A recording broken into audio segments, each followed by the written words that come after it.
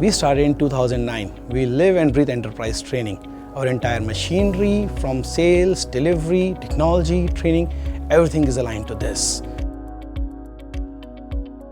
We want to create production ready resources, and that's what we are doing for our customers in India. Our value add services like 24/7 cloud labs, which are available during and after the training, pre and post assessments, one-on-one project evaluation and feedback from a subject matter expert help to make that possible. Spring People is good at aligning training programs to our learning needs, right from choosing the right courses to identifying suitable instructors, as well as ensuring the highest quality of delivery.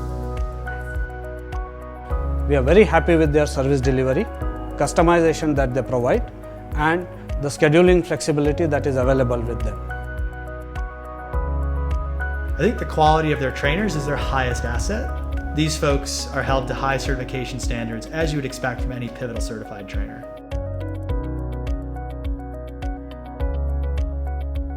We've been engaging with Spring People since 2010. What they bring to the table is top-class training solutions, process and ownership to execute, and partnership for success. As trainers, our focus is on adding value through real-world projects and hands-on learning through cloud labs, and we ensure that trainees go production ready.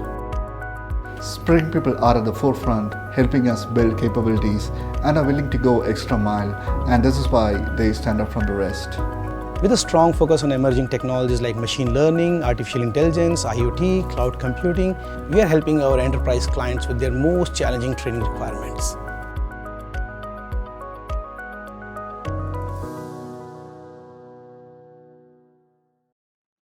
Welcome everyone.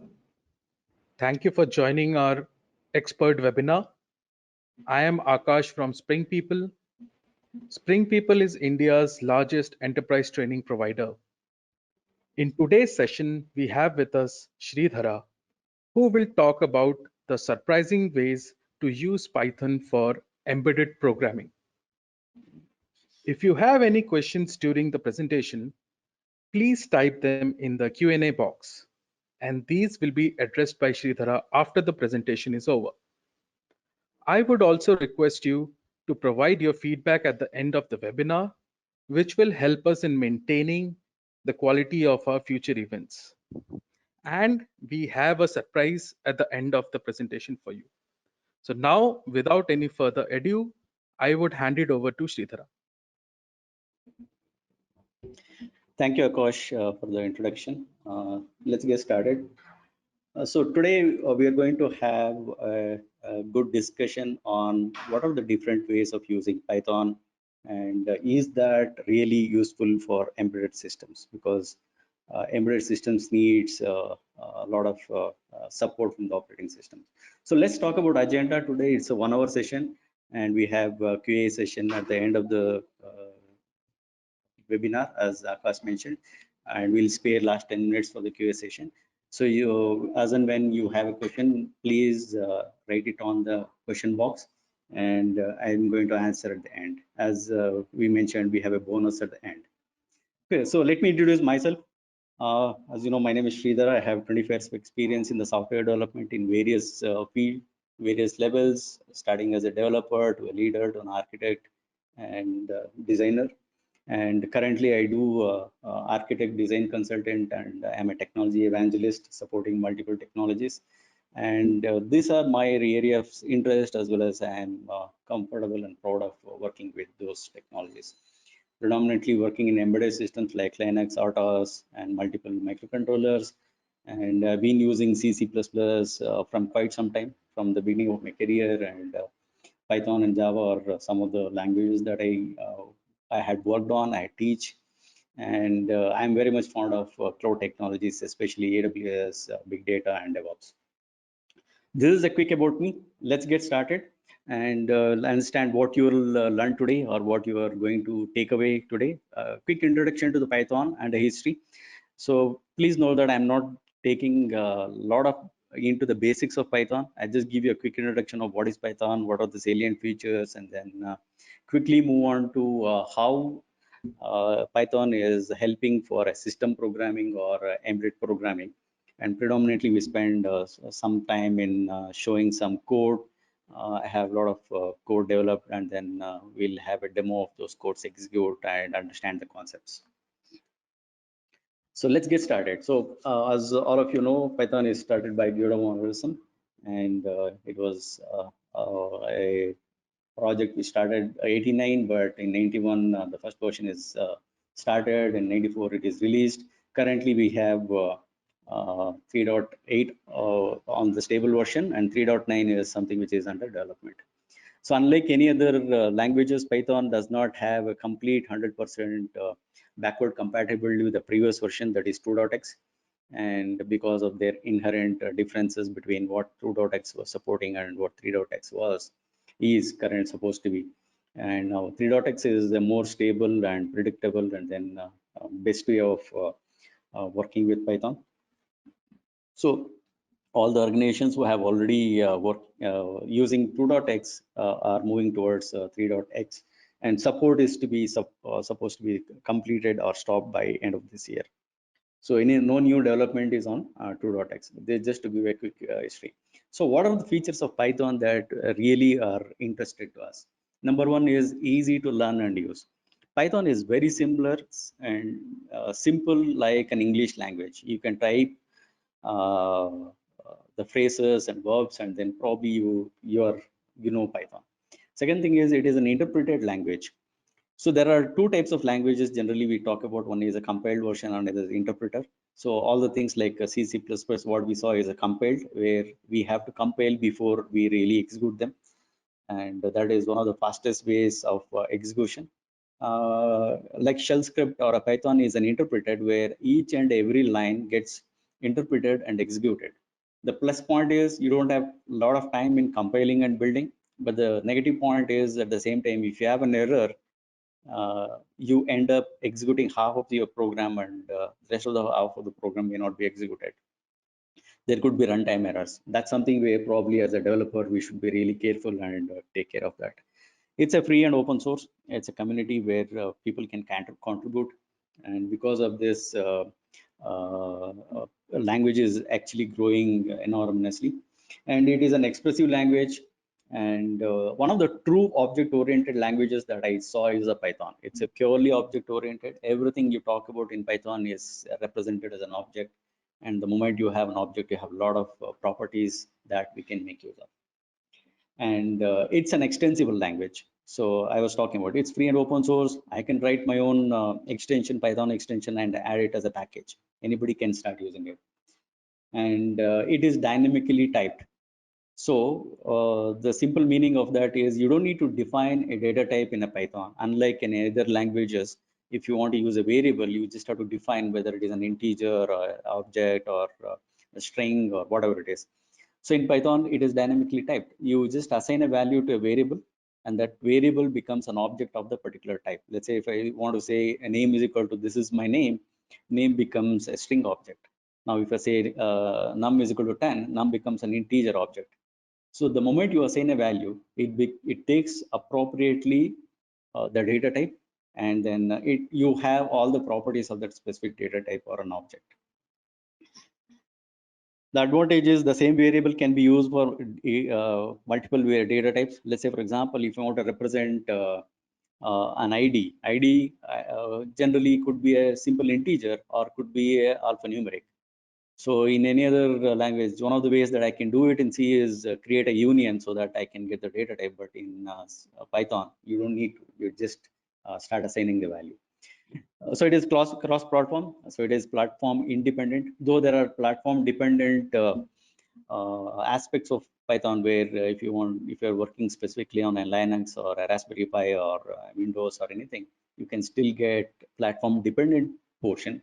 But generally, most of the code is platform independent, and there is a lot of community working on that. Because of that, there are lots of libraries.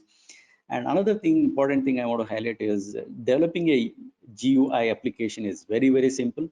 I'm just going to demo one of the simplest ways, where within 10 lines of code, where we can map a lot of values and show it on the UI. So these are the typical features of a Python. And what are the different use cases that we look at? Number one is web and internet. if you want to do web development or any applications that you want to develop on the internet, or you want to develop a UI, maybe a desktop UI or a app or a web UI, and Python's lot of packages like pandas made it the data analytics very simple and easier, and we can use it for education purpose, business applications, games, 3D entertainment, and the topic of today is embedded networking and even the database access. There are a lot more use cases, but I hope this is something where we can cover most of the part what we can think of. So machine learning, artificial intelligence, and anything that we talk about, scripting, everything is use case with Python. So let's get into a very high level introduction with Python. So I just want to give a quick comparison of what other languages looks like and what does the Python look like. Just look at, in Python, it's a single line of code to just print a hello world, whereas in any other language, you must have some other things defined and used and things like that. So simple it is. It's just an example, and we can see what I'm trying to drive a point here is, in Python, we end up writing single line code. If I ask you a question, how many lines does it take to generate or generate a Fibonacci sequence for 100 items? In any other language, I must use a loop which will give me this, and then I can increment and then do whatever it is. But in Python, it is single line of code. So we'll see all of them as a quick demo. So what are the different data types? As I said, it does not need, you don't need to define a data type, but it still supports 4 types of basic data types. Numeric, which could be an integer, a float, or a complex number. Boolean, true or false. Sequence of sequence data types, where strings or lists or a tuple or a set, all of them are sequence based, and a dictionary. Dictionary is very similar to a JSON where you have a key value pair. So now, how does Python look like? It has lots of built-in functions. Anything that you want, you can think of, probably it is available as either as a module or a package. That's something where we need to look at. And you can have a package. Package is nothing but a set of modules that you have, and module is nothing but a set of functionality that we can implement. And each functionality can be implemented as a direct function or as a method in a class.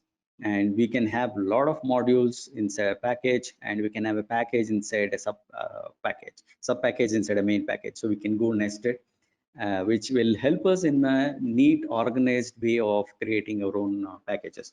So what is packages? Packages is a set of utilities or a functionalities that I can make use, and the implementation is inside a module, and with its specific functions and classes. So it's a very detailed documentation available with python.org, where you can get into the version 3, where you can see what are the different document reference, library references, language references, and tutorials and things like that. Okay, so now let's assume I want to develop my own package. Why? Because I am creating my own platform, which needs a specific functionality or a custom functionality that I want to implement. It's very simple in Python. What we do is we just create a folder or a directory, whatever we want to call, and I can have a file called __init__.py file in any directory, and that directory is treated as a package, and any of the .py files can be imported directly using this package name. The package name is the directory itself, and that can start making use of this. So this is very similar to, if you're comfortable with C, C++ or any other languages, I can create my own library, and I can have a lot of functionalities created in a library. And instead of including a header file, I'm just importing a package. So that way it is very simple. And to define a package, this is a special keyword where in Python we use if the file is with a .py extension, then it becomes a module, or rather a package, and then it is part of my classes, then it becomes my constructor. Okay, let's get into that later. So Python is truly object oriented, and everything is expressed as an object, like basic data types, advanced data types, functions. Even function is stored as an object. If you want to refer a function, it's just a function object that we refer. Okay, so now these are the standard object-oriented concepts that we talk about. I'm not getting into details of what is an object-oriented, what is a class, object, inheritance, and things like that. I hope all of you are comfortable with this. In any case, we have a basic Python course which is available, where you can take get into more details and learn and understand. So in a nutshell, a class is a definition of a functionality, or and then it has a lot of attributes, and attributes are nothing but the variables that we want to use, like say for example ID, name, sequence number or a serial number and things like that. And we have a lot of methods that needs to be implemented to access or get the attributes. Let's say I want to get a serial number of a device. I don't want to use the object.serial number as a variable, though if that is a public we can do it, but we start using get methods and set methods. So getters are the ones where we can get, and setters are the ones where we can set an appropriate value, right? And we create an object of a class, which is basically referring the class, and then it creates a memory allocation, and then we can start accessing that object. And we talk about inheritance, where a property of one class is inherited, and then I can create my own custom properties where I can make use of the base class properties. And then representing in one or more form is a polymorphism, and then we can talk about encapsulation and abstraction. So one of the other important things that I need to stress upon here is Python supports a lot of built-in functionalities, where we can override it with our own custom functionality, or for some of them it is built-in. So for example, how do you do operator overloading? Those who know, I need to write my own functions, right? It can be done with a simple notation called __add and self. Self is nothing but at this pointer in any other language, and the other pointer, right? So we have something called init. So in any language, when you want to have a constructor for a specific class, the name of the method is equal to the name of the class. That's when it becomes a constructor. But in Python, the moment I define this as init, I think it's not init. The moment I define something as init, it becomes a constructor. The moment I define something as a delete, that becomes a destructor.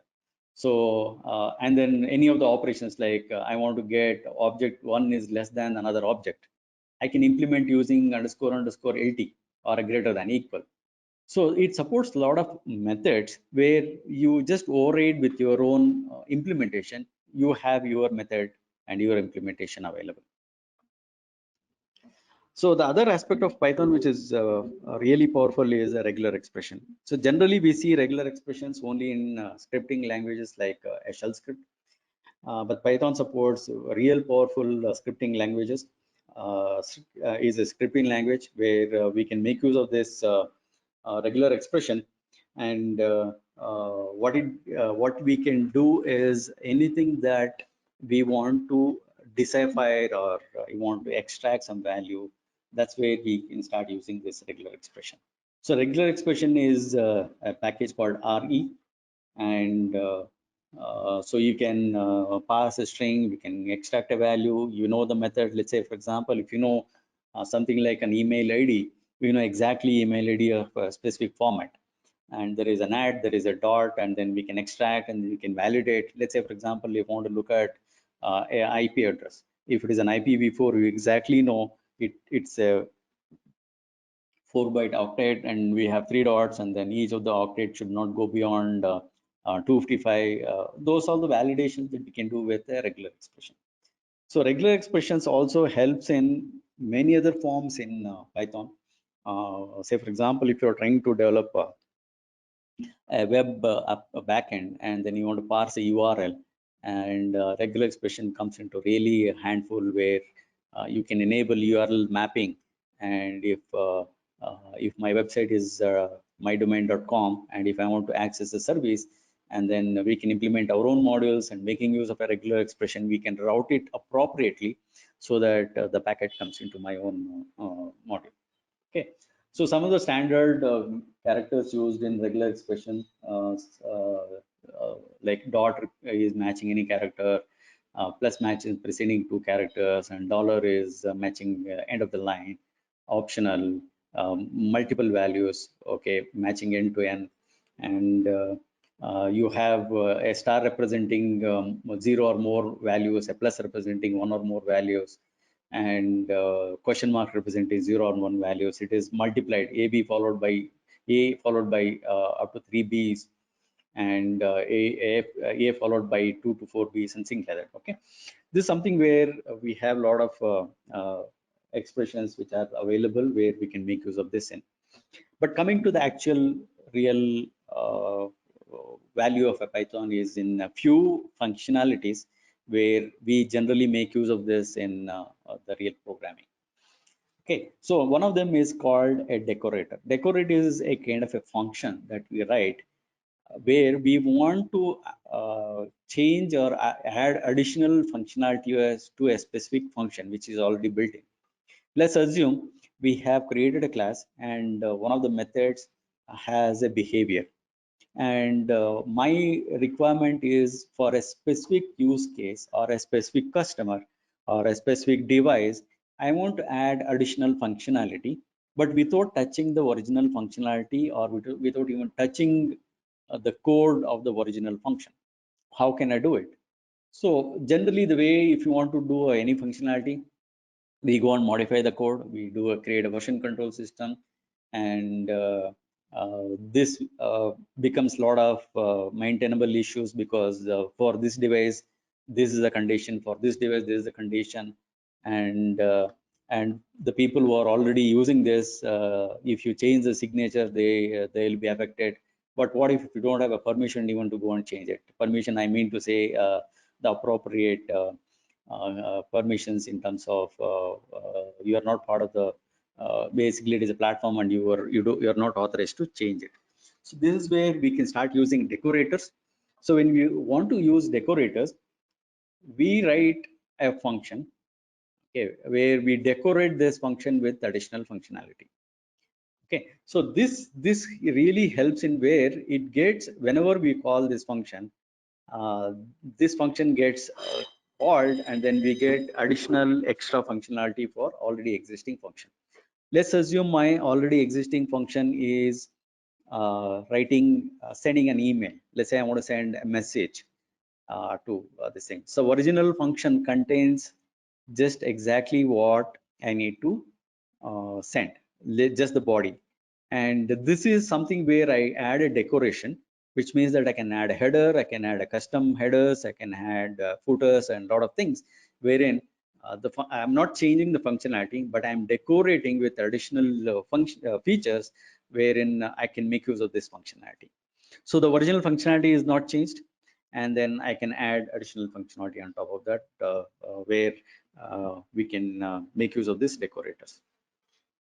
And we will have a quick demo later. I mean, all of the demo, I just want to do it at one shot with decorators and generators and a lot more things that I'm going to cover towards the end. Before the questions, maybe we'll take 10-15 minutes for this demo.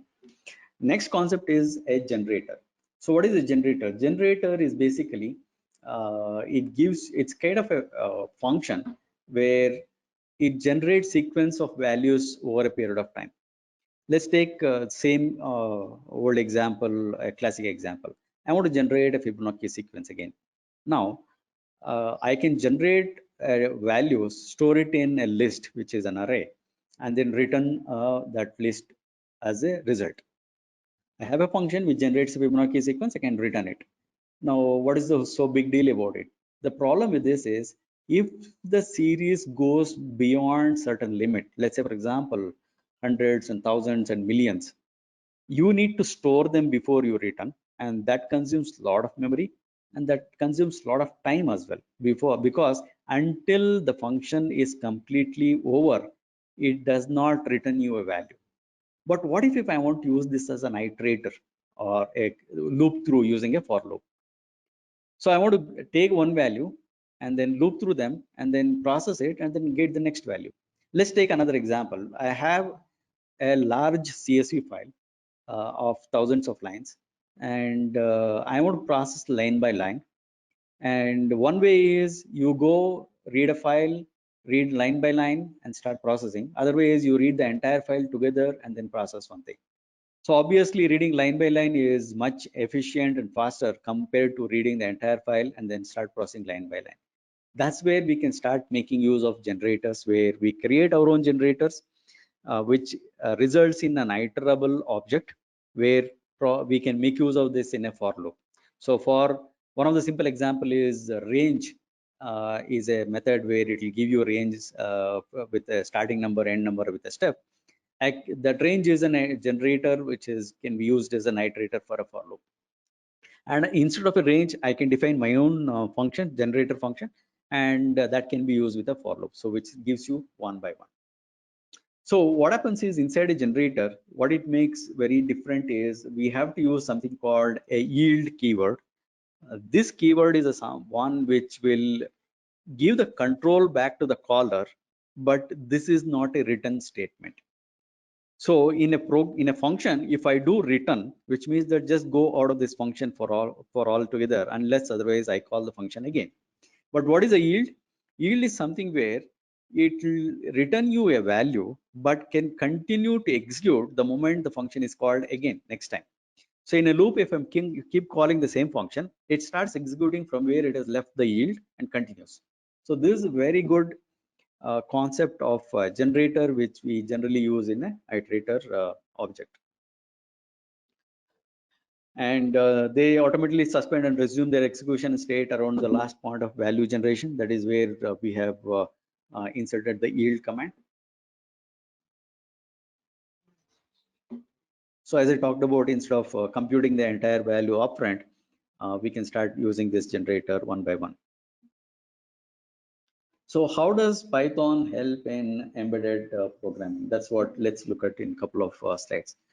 Number one is let's see how Python is executed. If I write a code, how it is executed, because we talked about this as an interpreter, which means that there is no compiler which is going to compile your code and then execute. So even if there is a syntax error in your code, it executes until there is a syntax error, and then it just comes out with an error wherever there is a syntax error in your code. So from a programming perspective, in the beginning we encounter these kind of issues.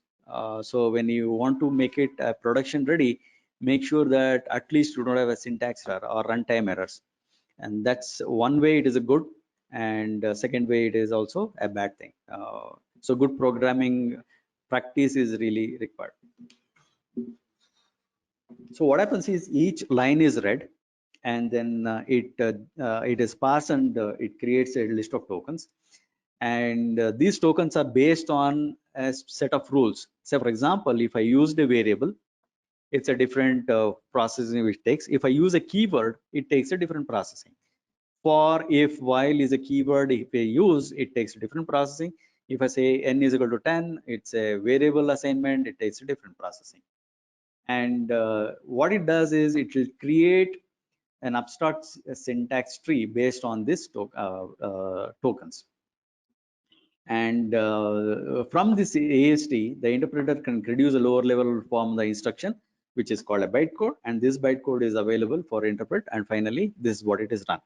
So when I say it is an interpreter does not need a compiler, it does not mean that it can execute without compiling. Compiling is still required, but is run at a line by line level. That's why we call it as an interpreter. And for optimization, there are ways where we can create something called a Python compiled file, that is .pyc file, which helps in optimizing the execution time by first time compiling and keeping it ready. And only if there is a change in the code, the PYC file gets regenerated, otherwise it can gets reused, where the time it takes to start a function or a program will be drastically reduced if I am executing this function again and again. Okay, so that's where we can optimize. So now the question is Python suitable for embedded? Because we talked about it's highly object oriented, we talked about is interpreted language, dynamically typed. So those are the concepts which are very good for an application development or a web development, but is it suitable for an embedded development? Because I mean, that's something where we need to really answer and understand how it is and how we can make use of that. Number one is generally Python is suitable for automating and building systems and large scale applications. It has a lot of support libraries. And one of the recent developments from past few years is rapid development on the microcontrollers and embedded applications. So generally we talk about, when we talk about embedded, Raspberry Pi is the first thing which comes into mind for most of the people. Does it support Raspberry Pi? Does it support the functionalities? Can I go and read the value from a specific register or those things? Is that possible? Yes, definitely yes, because there is a package which is specifically built for Raspberry Pi where we can start using those modules. Okay, so now, so if Python is capable of writing a microcontroller code, can I replace C, C++ or a system C coding? Because that's very much in use. People are initially started using C programming, and then they started using system C programming, which is a C++ with the systems programming. It supports a lot of functionalities. Can it replace? The answer is yes and no. Yes is because Python started supporting a lot of functionalities what most of the embedded controller supports with a lot of packages developed. No, because of the time it takes for the runtime. So C, C++ definitely is faster, one of the fastest languages that we can see. And by the way, Python is built on top of C, C++. So obviously it has to use native C libraries, and then there is obviously going to be slower than C, C++. Okay, but the advantage here is, let's look at the time it takes for me to develop a code in C, C++ compared to Python, and how much time it takes for me to execute. There are two things that we need to look at. If the development time is reduced by 1/4 or less than that, it's really good option to go to Python compared to a lower level in C or a C++. So instead of taking 2 months for me to complete a project, if I able to develop it in 15 days, obviously it is a good choice for me. Now the second problem we saw is that highly efficient in runtime compared to a C, C++, right? So long back, if some of you can remember, memory was really a real constraint. Processes speed was a real constraint. And that's where we were trying to optimize both in terms of time as well as memory and things like that. Now, due to the advance in the chip technology and SoCs, we get very powerful chips with multiple cores, with a lot of memory, built-in memory, where that is not a real constraint for us now to really say, okay, I need to develop a highly performing and low memory code. So because of the advancements in the controllers and the hardware, we get real good power where Python can leverage that power, where we have a lower development time, in less development time, and then we are not really compromising too much on the runtime speed. Okay, so now because of this reason, a lot of newer products, typically when you talk about embedded devices, people started moving towards Python. The other advantage of a Python is the same language. The moment I know the language very thoroughly, I can write an embedded program, I can write business intelligence tools, I can write web development, I can implement it in a large UI. So from my organization's perspective, the technology skill sets required is probably just one, Python. The language is just one, irrespective of what which vertical, which horizontal you work on. As long as you know Python, we can do it, a lot of things. So this becomes an advantage for many of the organizations where people are moving towards Python, even for machine learning or artificial intelligence, where definitely there is an R or a Ruby language available, but Python is equally competing with them in terms of faster development and in terms of the packages that it supports, ready-made packages and things like that. Okay, so normally in when we talk about systems programming, we talk there are a lot of packages. I mean, I just listed few of them. like operating systems, anything that we need in operating systems and systems, platform, debugger, process and subprocess, shell utils, time date time, schedule, time it. Those who have really worked on a time module in any other language, you know the complexity of the time in terms of daylight savings, in terms of leap year, in terms of converting local time to universal time and many things, right? So this is something where we have a lot of packages or modules in Python, which makes our job very simple. And then coming to network programming, there are a lot of packages for socket program, threading, SMTP lib. And coming to multiprocessing, there are a lot of things like synchronous IO, multiprocessing, and a lot of collections. And if you want to serialize data, then we have a lot of modules for CSV, JSON, XML, and many other file formats, and a lot of modules for data analytics like NumPy, Pandas, SciPy, Matplotlib, and many other things, and for databases as well. Okay, so these are few packages that I've listed, but there are a lot more packages available. Okay, so quickly just touching upon the real aspect of the embedded. Number one we look at is how powerful the threading concepts are available with Python. So basically, what is a thread? Thread is nothing but a unit of execution within a process. In a process, you can have, if you want to run multiple functions in parallel, one of the general ways we do is create a thread and let it go and then handle whatever the processing that it needs to do. So basically, there is a parent thread which will create multiple threads, and those threads can independently execute. And if they want to exchange data, we have a lot of inter-process communications like a mutex or a shared memory or whatever, message queue or things like that, where we can go and exchange data in case if it is required. Okay, so basically, let's get into thing. So what happens is, by default, Python executes everything in a thread, which is called a main thread. And if you want to create your own custom thread, there are three different ways of creating a thread. Number one is I can write a function, which is a thread function, where I can associate this function to a thread.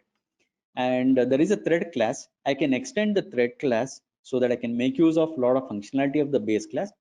And without extending a thread, but I want to use a thread class, but without using, without extending a class, also we can do it. So one is basically you write your own function, and that function can be created as a thread with a thread module with a target called my function, and whatever the argument this function takes, passed as an argument. So once you assign this, create this thread object, you can just do thread start, and a lot of functionalities available with a thread. You can join a thread to the main thread, you can kill a thread, you can stop a thread, and many things that you can do with a thread. This is where this is a standard function that you have written. So if you want to extend a thread class, you inherit the class, and so there is a method called run that you need to implement. And then when you do a thread start, it is, I think it's start, sorry for the typo. So this is going to execute the method, the run, that what you have implemented. So the advantage with this is we can make use of a lot of the thread basic functionalities, and then we can start using, implement our own functionalities with run.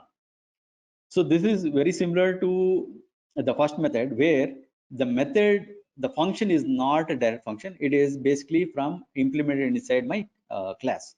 So if I have a class which is implemented, instead of creating a run method, which is nothing but when I do test start, it's going to start, I can specify what is the method that I want to execute when I do a start. That's where we specify this mechanism. So I'm going to demo all this with simple examples. So another powerful usage of Python is something called a coroutine.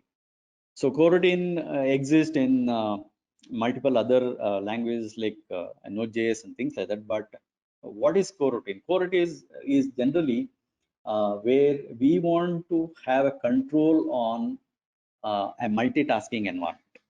So when you create a thread, you create multiple functions, and then those functions will be executed as a thread. you don't have a control on which function should execute after the other functions, unless otherwise you have implemented your own IPC mechanism. But otherwise it's just scheduled by the operating system and they work independently. What if you have set of functions that you want to have a control on the sequence of operations of those functions execution? That's where we create something called a coroutine. It is nothing but cooperative multitasking, which simply means that it still runs in the single thread, but from a perspective of the execution, it appears multi-thread. Okay, so let's take an example with another concept called asynchronous IO. So coroutines generally, I mean, I can write a coroutine without an asynchronous IO, but with asynchronous IO, async IO, it's something generally we make use of this coroutine very specific where within a thread, I can give control to other routines which are ready to execute while I am waiting for some resources. Let's say, for example, if I'm connected to a socket and then I'm waiting for some data from the server, I'm in a read. Generally, read is a blocking call. And while I'm doing a read, I don't need to block the entire CPU until I get a response. I can give a control back to some other coroutine which is ready to execute. And once it is done, I can continue by the time I have the data, I can continue with my execution. So all of them runs in a single thread. And then we have a control of, I mean, you have an option of giving the control back using something called a yield statement and waiting for a yield statement to give the control so that I can start execution. So there is a await and there is yield. These are the two important ways we can make use of this async IO. So it runs the Python coroutines concurrently. I have full control over their execution, and you can perform IOs, IPC, and many other options. And you can even control subprocess, and then you can distribute tasks and things like that. So basically, it supports multiple APIs with where we can call when you're using async IO, you have to use async IO specific APIs. The normal function methods may not work. So this is one of the drawbacks of async IO, where only the methods which are supported by async IO can be used within async IO. Okay, so where do we use async IO? Basically, when we want to create a concurrency within my program where I am running in a single thread and I want to run multiple functions in the single thread parallelly, while the other program is waiting for some resources. Okay, so async IO is not threading. It is not a multi-processing. It's a single thread, single process design, and it specifically cooperative multitasking. Okay, so let's look at the way we need to do a coding with async IO. So basically, we need to define a couple of simple coroutines that pretend non-blocking, and we create an entry point, and we create something called an event loop. So event loop is nothing but we associate multiple coroutines together and put it in an event loop and let it do an orchestration in terms of handling which function to be executed by making use of yield and await in each of those coroutines. So a quick comparison between where do we use threads and where we use async IO, or which is better. So thread is always one of the favorites people always use because it's handled by the operating system and it can run in multiple threads. And if you are writing for resources, that one of the drawbacks probably with the thread is if there is a blocking, unless otherwise you use a mutex, you are blocking, and then there are a lot of concepts like priority inversion, thread, and a lot of things which we have to take care. And basically each thread has its own stack, and if there is multiple context switching, it may take some time because it has to change do the context switching. Whereas in async IO, it's executed in a single thread, and you can decide which function to be executed next, unlike which is decided by the operating system. and we can make use of the await or a yield statement to switch over. The downside is if one of the routines does not yield, which means that it becomes a blocking, and then the other routines may not get a chance. And here I can create a pipeline of functions for me to execute, so that I know exactly in which sequence these functions are executed. Let's assume you have one of the functions which goes and reads the database, and the other function is basically when a row is read, it does some processing, does some transformations, and then the third one will go and send an email to somebody else or send some another event to some other program. So this is something where I need to make sure that it is in the same sequence, and I can start processing any other one of those routines where if one of the routines is taking some time to process the data. That's where we can make use of SyncIO. Okay. The last topic today we're talking about is something called as serialization. So data serialization is basically internally we can store data in a much complex and different format, but when we want to expose the data, we have to store it in a flat format or in a structured format where everybody can understand. So serialization, deserializations are something where most of the times when we write an API or write a functionality which is to be exposed to somebody else, where instead of exposing internal data structures, we expose using these file formats. Some of the flat files could be comma separated files or tab separated values, log files, single field databases, or if it is a nested, we can talk about JSON, YAML, or XML kind of a format where we can represent the data. And there are a lot of modules and packages available for serialization, deserialization. One of them is REPR, AST, and then with JSON and CSV, we can convert a lot of data to this specified format. Okay, like we have JSON, YAML, and XML as a package available, and there is also a module package called Pickle where we can do some data serialization by using Python. Okay, so this is basically very quick and short introduction on what Python can do with many of our embedded systems. So I have a couple of programs written, and let's go with one by one with how do you some program, sample program where we can make use of this. So this is one of the sample program that I have created for using as a decorator. So what it basically means is here this is a normal function where I am calling a function which is defined over here, which starts executing one by one. Okay, whereas I can execute another function inside my function. Let's say, for example, if name is something, I want to go and return this. So in a function, I have defined another function. Generally, this is not possible in many languages. I can't define a function inside a function. This is something which is specific in Python, where I can define a function.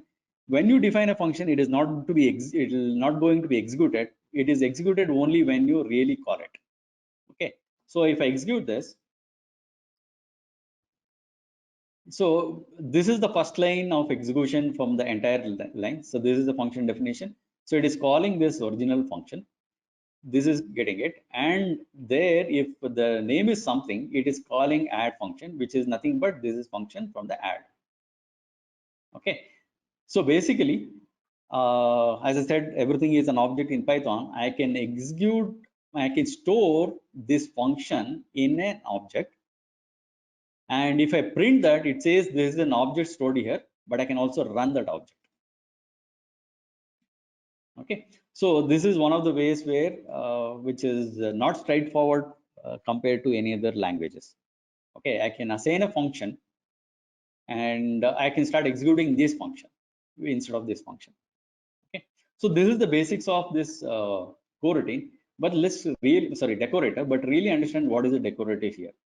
So now decorator is generally defined with an add operator, and we call my decorator. So my decorator is the one which is done. where here I'm just calling a name of a function, I mean passing the name of a function to another function.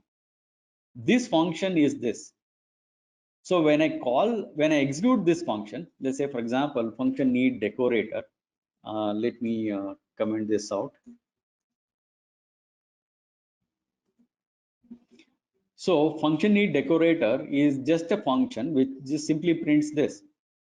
Okay, so now I want to call this function from inside another function. That's where we use a decorator.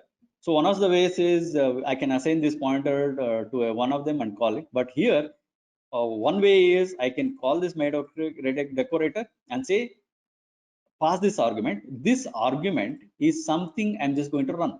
This is a function I'm going to run. Okay, so this is one way of doing it. But actual way of implementing a decorator is this, with this add effort. This also kind of a normal operations where in the previous example, I'm creating a function with storing this and then calling this. Okay, but the actual meaning of a decorator is this is the decorator where my function is getting called, which is a different function. So I'm just calling a different function. Let's even comment out this as well, so that it only prints this different function. So when I'm calling a different function, so this different function is executed inside this. Okay, so now here what is happening is return a wrapper function. It is going to return this. So this is using now using the decorator. This is the first line, and this is the beginning. This is the beginning is because it is returning a wrapper function, it is calling, and sum function. This sum function is this. It is calling a diff function because we are calling passing this. This is a different function, and finally it is calling after the calling the sum function. So the simplest way is we don't need any of these things now.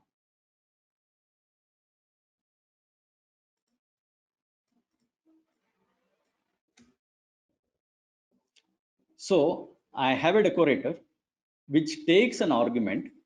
This decorator, this argument is nothing but this function. That's how it is read. So this is the name of the function. When you call this function, it executes this function, passes this function as an argument, and starts executing. That's what it does now. Okay, so this is very powerful, and then generally we use this decorators wherever we don't have a way to add, or we want to add some functionality, and this is when we use it. Next thing, let's go to a generator.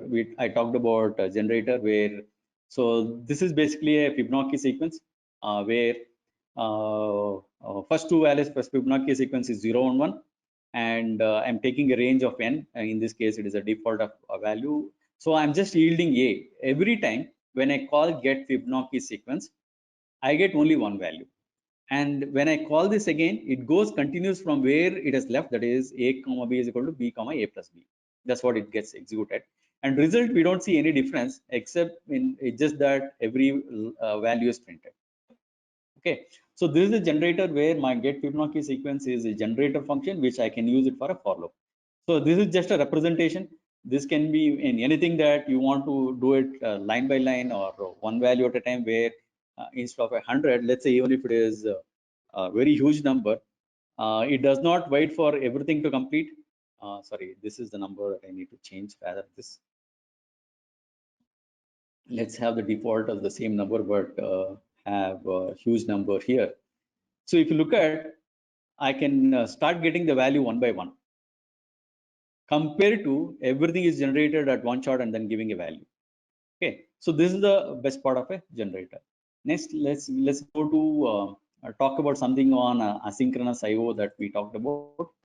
So in asynchronous IO, what we do is we create a main function, and here basically I am just calling a count function with multiple values, and basically it is try to understand how much of time it takes, and then I can run this function.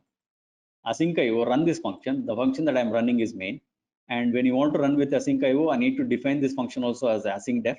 Def is a definition, And if I want to enable debug is equal to true, it will show me some debug options. And I'll know how much of time it is taking to execute. So in this case, look at this. All these functions are executed in parallel.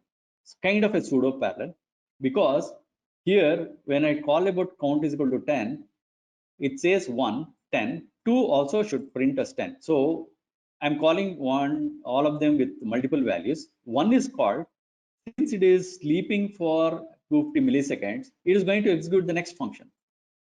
Likewise it goes, and then the next, so next time after the 250 milliseconds it comes back and execute 2. So this is one of the simplest ways of showing how an async IO happens. Let me take another example where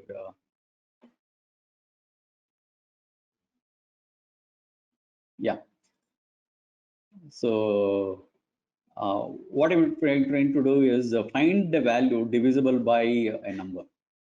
Okay, so here we are using a very less sleep time. So the point that we need to look at is in the main, when you want to do a run, we can call, we can call a function. In this case, I defined this as a main. So if you remember, main is just a name of function. It is not really main unless otherwise you put it inside this kind of a name is equal to main. And I call this where Python has this kind of a syntax where I can access 3 values and then get it. So I can do this, and we can get finding divisible by this, and whichever takes lesser time, it gets completed faster, and whichever takes more time, it takes its own time. Okay, so I have a lot of examples for me to show, but one of the probable code that I want to show before we get into a QA session is how powerful that we can generate graphics using Python. Okay, so there is a lot of data where this data is basically a daily data which gets updated periodically from the cases of the COVID-19. And in this case, I'm just reading a data and using something called a pandas, which just read the entire file. And here, this is basically collecting all the data from different countries and then showing it inside a map and over a period of time. So let me open this data and show you how this data looks like as a raw form.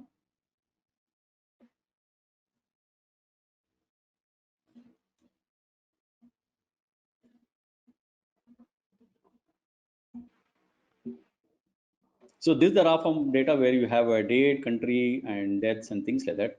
So from using this program, let's wait, it's almost done. And we'll be able to see a graphical representation of this data being shown on a web page.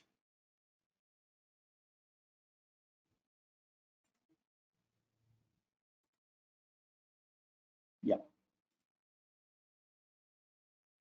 So this is the data on 22nd January, and if I start playing this, you can see this graph. You can see the data getting plotted periodically. I can also hover and get the data on a specific time. In January, China was the only country which has a lot of patients, and then gradually, if you see, the other countries also becoming changing in color. It will change to a gray. You can start seeing that these things are changing, and US also changing. And at some point of time, US becomes more darker compared to any other country because the number of cases there is more. Okay, so this is over a period of time. The entire graph, I have not done anything other than just using one package for me to show up. Okay, so when it comes to almost to the end, which is as of yesterday or day for yesterday, we see this is how the spread is there. But if you really look at the code, it is just few lines of the code excluding some print statements. Even if you look at everything is less than 40 lines.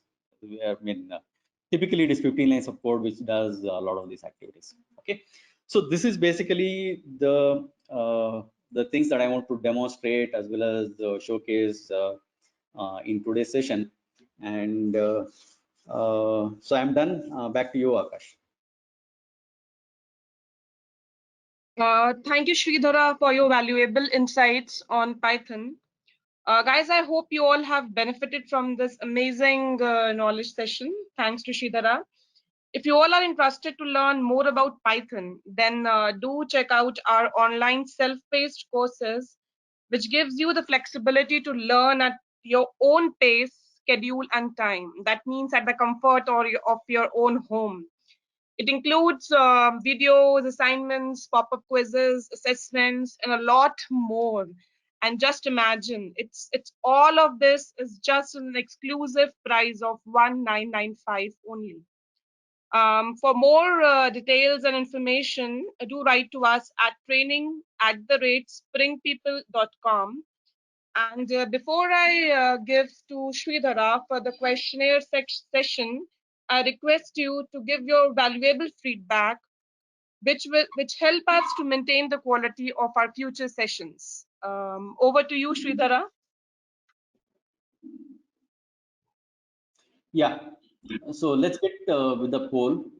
And while you are talking about, if you have any questions on this session or in generally in terms of whatever we discussed, please uh, post it on the question box and I'll be able to answer quickly.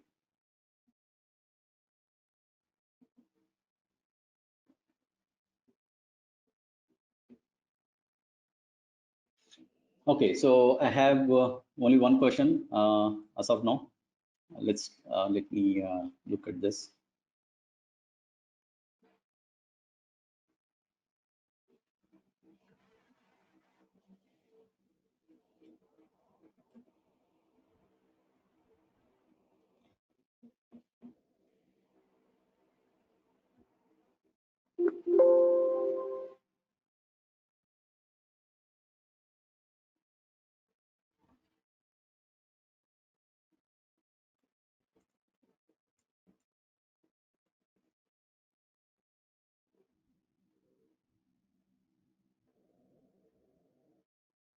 Okay, so let's get into one of the questions where the question is, can we use Python for embedded systems without using a OS module like Linux or any other embedded OS? If yes, which embedded controllers are support and how? Okay, so basically, as I said, Raspberry Pi is one of the things where a trimmed down version of Python is available, and there are a lot of packages are available for different controllers or custom controllers. So there is a embedded Python page where if you want to go there and you will see different controller vendors have come out with a package for Python where people can start using them. And some of them are open source or some of them comes with their hardware. Okay.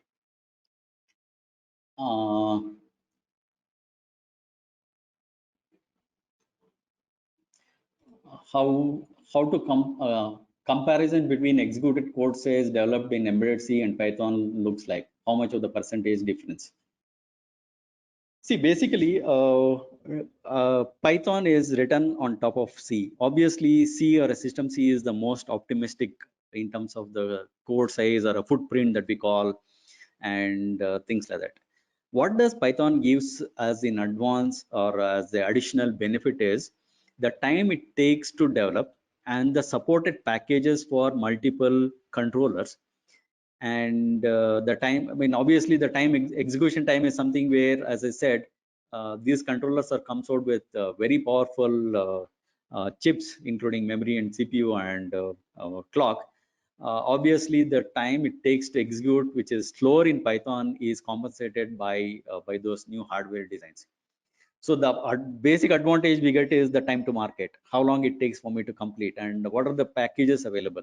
Let's assume we took some example of this COVID-19. There is a package. So there is another package. Raspberry Pi comes with its own package.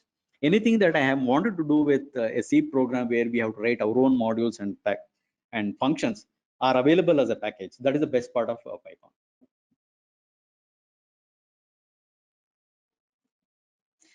Can we do multi-thread programming in Python? Definitely yes. There is a thread module. Due to lack of time, I did not get into a lot of other examples, but we can share later. So there is a thread package where you can create multiple threads. We can join those threads. We can wait for one thread to complete. We can even use semaphores or a mutex to exchange the data. So if you are comfortable using C, C++, using multi-threading programming, the same concepts, very similar functionalities available with a Python. And Python also supports, there is another question where it's a support for mixed languages. So there are other packages for Python which can be included with C or a Java code as well. So if I want to include Python in C, or if you want to run C program inside your Python and vice versa, it is still possible with some packages. And that's something which is really a powerful feature as well. So if I have my own Python code and predominantly my C code, but something I want to write in Python, or predominantly I'm writing a Python code, but some important things or something which cannot be done in a Python, which I want to make use of a C program, both of them are possible. Okay, so there are some other questions like what is thread, what are threads, and many things which probably I have already answered. So somebody is talking about I'm looking for Python for Panda. So definitely that's something like a data science where we can engage with us, where we can have a specific course run on those. How quick can a network administrator run Python? It's very simple. If you know shell scripting, if you know something very similar, you generally as a network administrator, you do an SSH or you remotely log into or connect to a port. There are a lot of libraries available with Python which can do a lot of things where you don't need to do if you have writing a shell script or any other things. Okay.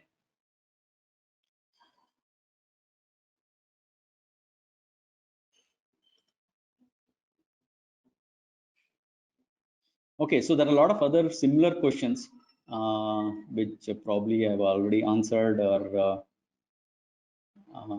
things like, can I connect embedded device to cloud using Python? Definitely yes, because any of the cloud providers provides mechanism with APIs, and they provide Python APIs, and for a client program, we can make use of Kafka or Kinesis or that kind of a streaming thing where embedded devices can connect to a cloud. So for example, many of you have seen Bounce two-wheeler, right, where you can rent a two-wheeler. That's something internally uses a cloud for a lot of operations, but it is an embedded device sitting inside. So that can use a package written in a Python, which makes use of an API call and then connect.